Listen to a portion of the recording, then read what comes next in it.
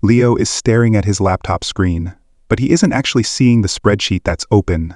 In his mind, he is currently a medieval knight fighting a dragon, or maybe a master chef plating a perfect risotto, because he has spent the last 45 minutes watching short videos on his phone instead of working. His brain feels like it has been deep fried in a vat of electric candy. He knows he has to finish this report by tomorrow, but every time he looks at the rows of data, his brain screams like a toddler who has been told to eat broccoli instead of cake. This is the struggle of Leo's life. He wants to be productive, he really does, but doing hard things feels physically painful when the alternative is a glowing rectangle that serves up infinite entertainment for zero effort. He realizes that his dopamine receptors, the little guys in his head responsible for motivation and pleasure, are completely whacked out. They are used to high-speed, high-sugar, high-intensity stimulation. Asking them to enjoy a spreadsheet is like asking a kid who just went to Disney World if he wants to sit in an empty room and do taxes. Leo decides right then and there that he needs to reset.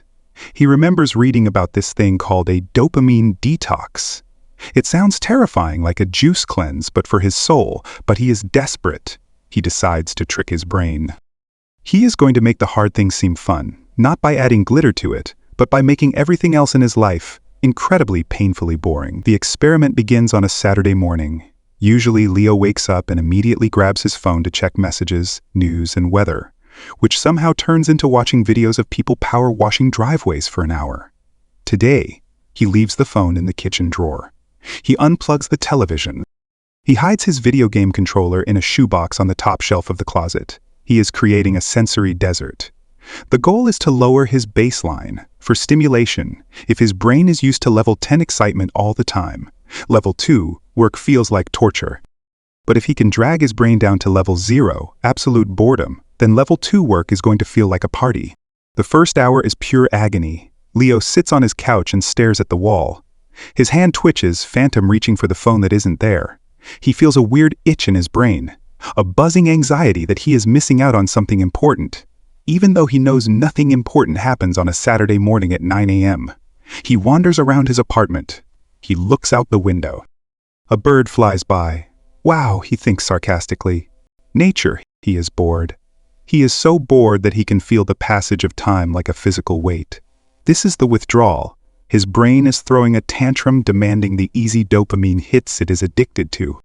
It's begging for a notification, a like, a colorful image. Anything to save it from the silence. By hour 3, something strange starts to happen. The agitation begins to settle into a dull, flat grayness.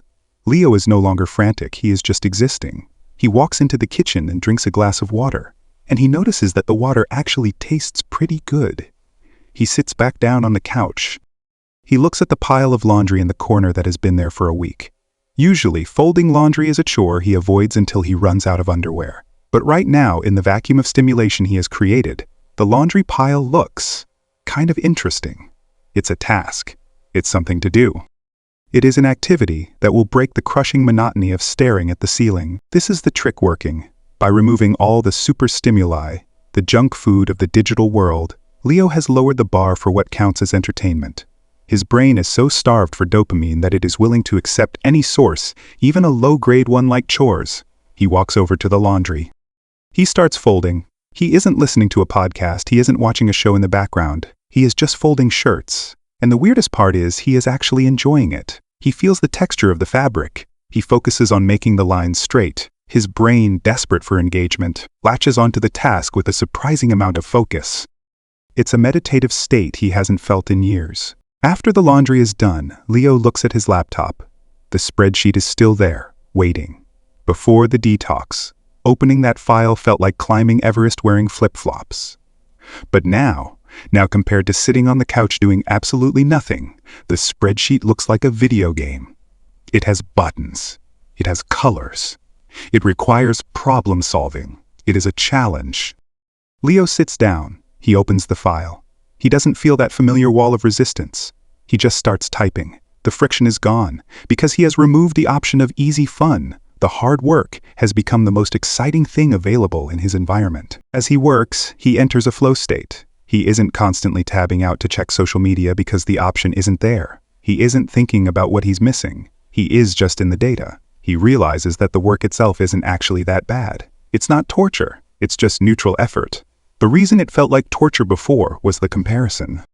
Compared to a viral video of a cat falling off a table, a spreadsheet is boring.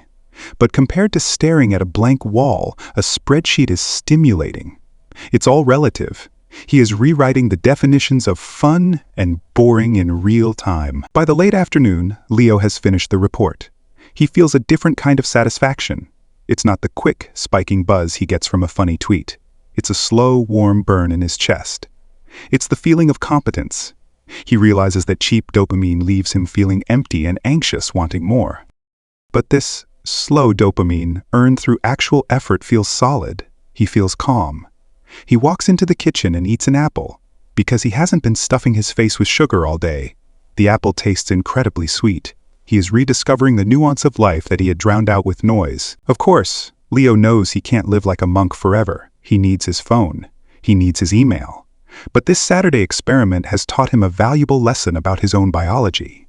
He realizes that his brain is just a machine seeking inputs, and he is the engineer. He can control the inputs. He understands now that if he floods the system with easy pleasure in the morning, scrolling in bed for an hour, he ruins his motivation for the rest of the day. He has set the bar too high. Nothing productive can compete with that rush. So, as the sun goes down, Leo finally turns his phone back on. The notifications flood in: 17 emails, 4 texts, a dozen app alerts.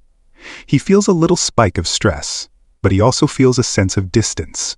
He isn't a slave to the ping anymore. He looks at the screen and then he puts it face down on the table. He decides he's going to cook dinner first. Actual cooking with chopping and stirring, not just microwaving something while watching YouTube. He wants to keep this clarity a little longer. He has tricked his brain into liking the hard things simply by showing it how boring life is without them, and he thinks he might just keep playing this game with himself, one boring, productive, surprisingly satisfying day at a time.